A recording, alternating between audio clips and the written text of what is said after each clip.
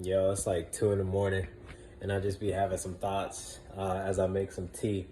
But yeah, man, I was just reflecting on how I think it's very interesting. Like you see certain videos of where someone has gone through certain things, right? They've had a bunch of life experiences, or they've they've had a bunch of life experiences that they've grown through that have developed them into a person to where maybe now where they're at, right, which is chapter 9 in their story, right? They went through chapters 1 through 8 and got to 9, and now based off of them going through introspection, going through pain and discomfort, and choosing discomfort at times, right?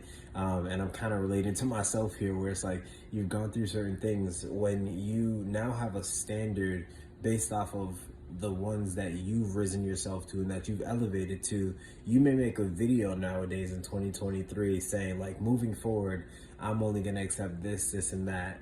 But the danger in that is that you'll have people who watch that video who are identifying with being at chapter 9 as if they've gone through chapters 1 through 8, growing, developing, enhancing themselves, sitting in that silence, actually reflecting, introspecting, taking accountability, being like, yeah, that negative experience, first of all, like, I need to recategorize. Instead of as a loss, I categorize it as a lesson, one. But then two, what part did I play in the negativity of that experience, right? Whether it may be me determining that that was a negative experience, or me actually creating the negativity that was experienced either on my end, or if it's relationship, the other person's end as well too, right? Because I think it's important to identify when you might have been the one who's done hurt to somebody else, right? And I definitely can relate to that. So it's like, but as I've come out better on the other side, you'll have people who didn't go through any of that, and they'll just identify with it. And that's exactly why you have so much delusion and so many dead souls nowadays, because no one's, I don't want to say no one, but a lot of people just aren't really doing the work, and they're just identifying with the work that they see done.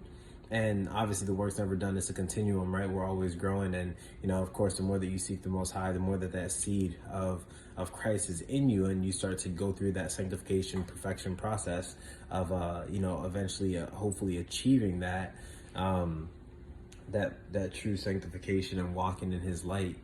That's why He gave up His Spirit, so we can do that. But it's just wild, because like you have people who just see someone at a further chapter, and instead of going through the 1 through 8, they'll just identify with like, oh yeah, that's right, I'm not gonna accept this and that. And it's just like, wait a second, you don't even hold yourself to a standard, so how are you gonna then set standards on what you expect moving forward? Again, I get the healthiness of boundaries for sure, but I think there should also be a boundary or filter when you see certain things on social media, and just understanding that people are in different spaces and different places.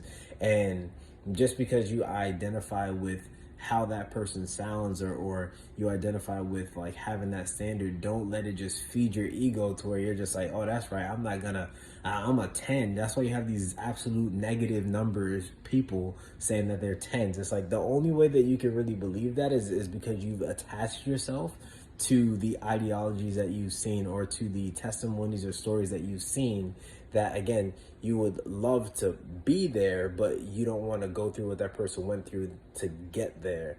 So anyways, yeah, 2 a.m. thoughts. Love y'all. Peace.